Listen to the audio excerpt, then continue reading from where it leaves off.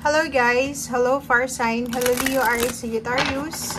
Welcome dito sa aking channel, Kapalaran 888. Alamin natin kung anong messages, vibration, gabay, energy para sa inyong lahat. Ito ay general reading, so pwede kang makaresonate. Gamitin mo ang iyong intuition sa panonood. Fire Sign, Leo, Aries, Sagittarius.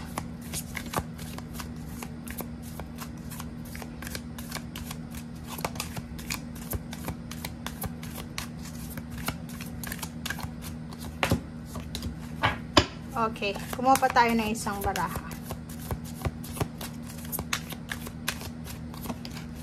Okay, Fire Sign, Leo, Aries, Sagittarius. Number 7, intention.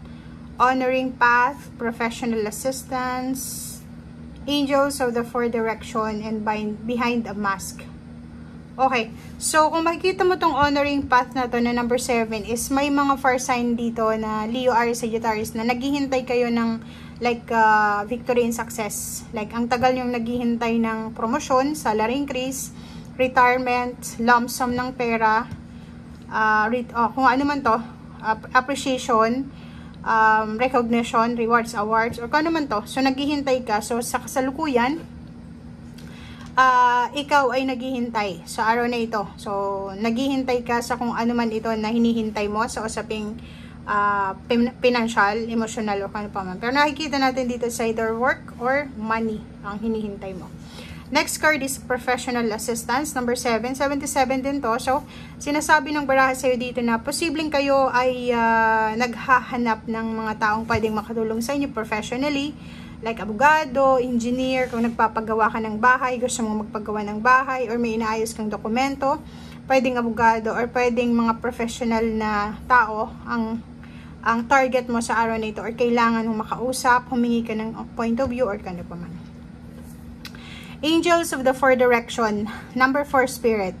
Sa araw na ito, Fire Sign, Leo, Aries, Sagittarius, may posibleng blessings or biyaya ka, or message from your angels for direction ng ating buhay sa lahat ng area sa buhay mo. So, ibig sabihin yan, ang angels, archangels, guides, assistant, helpers, or kung ano pa man ang meron ka sa ngayon, ay nagtutulong-tulong sila para tulungan ka sa kung ano man itong direction na gusto mong tahakin.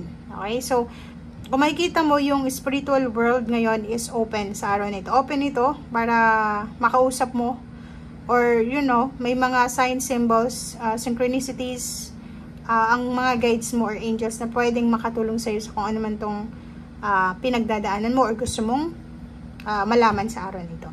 Number 3, intention, behind a mask. Mag-iingat tayo.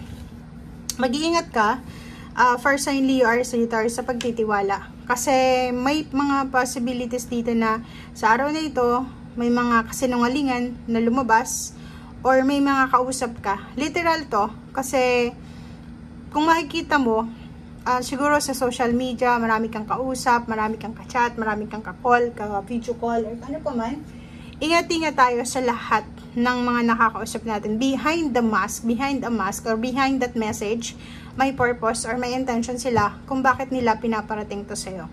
So, if for example, chismis, gusto nilang iparating sa'yo yung chismis, ingat-ingat ka. Kasi pwedeng yung chismis na to is gustong iparating sa'yo para sirain yung araw mo, makuha yung point of view mo, or yung reaction mo. So, behind that message, behind that conversation, mayroong dyan na mga hidden agenda or hidden intention ang mga tao. So, mag-iingat ka.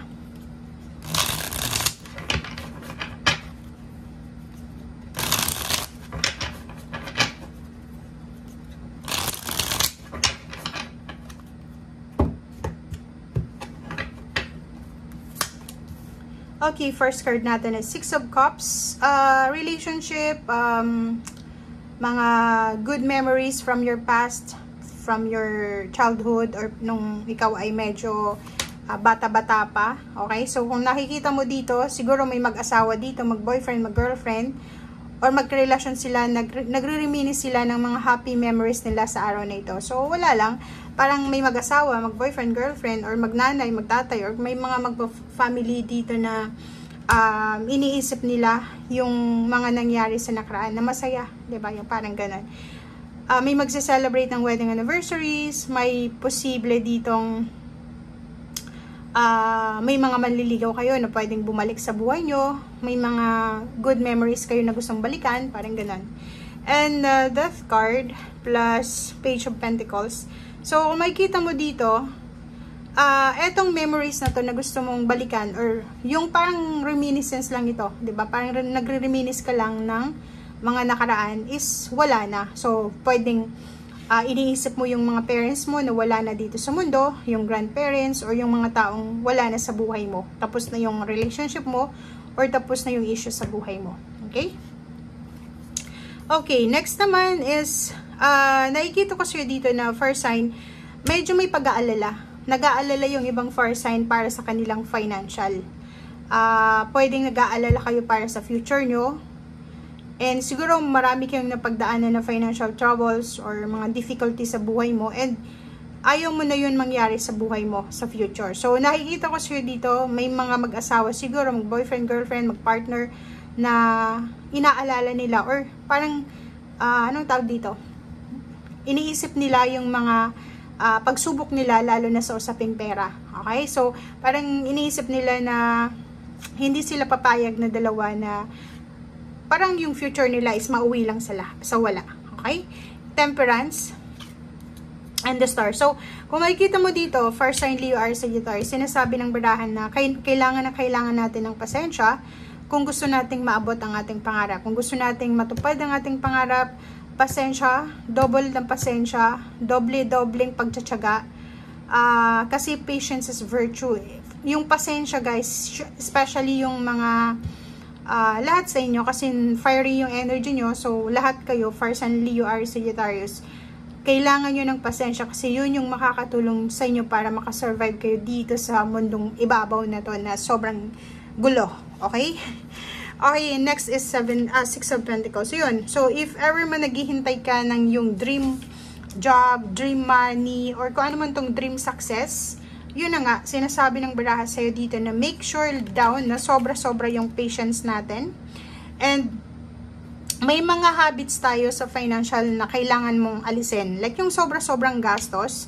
Like for example, wala ka namang pera, wala kang savings, pero during occasion, like may mga celebration, hindi ka talaga papayag na hindi ka gumastos ng bongga. Parang ganun. So, may iba sa inyo dito na walang savings, walang expectation na pera, pero once na may celebration, talagang bongga, in grande. So, yun daw ang kailangan mong alisin sa ngayon. Kasi kailangan mo ng balanse eh. So, kailangan mong alisin kung ano yung mga bad habits natin, lalo na sa usaping financial. Okay, 3 of Pentacles. Oh, nakikita natin dito na ang dami-daming choices kayo na naiisip. Marami kayong iniisip na choices na pinagpipilian. It's either business siya, marami kang business ideas, pwedeng work din kung saan mo gustong magtrabaho, kung saan mo gustong mag-aral, kung saan mo gustong magnegosyo. So, ang dami-dami mong choices dito na pinag-iisipan.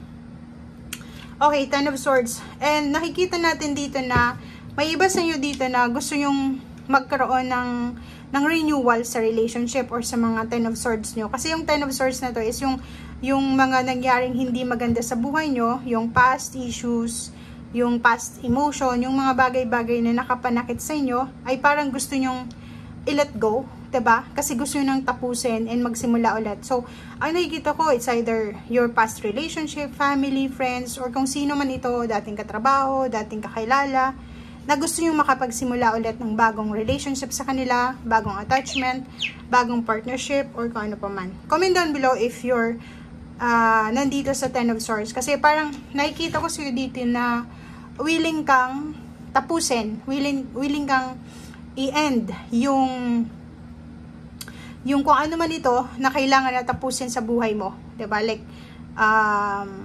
mga away or competition, disagreement, parang ganon, confusion, disappointments. Parang ang nakikita natin dito is gusto mo nang makamove on and gusto mo nang magsimula ng bagong buhay. Parang ganon. And etong Year of the Fool na to is kailangan mo dito ng sobrang courage, sobrang lakas loob, sobrang tiwala sa sarili, pagpapakumbaba, pagiging humble, kung talagang gusto mong mangyari ito. Okay? So thank you guys and see you again. Bye!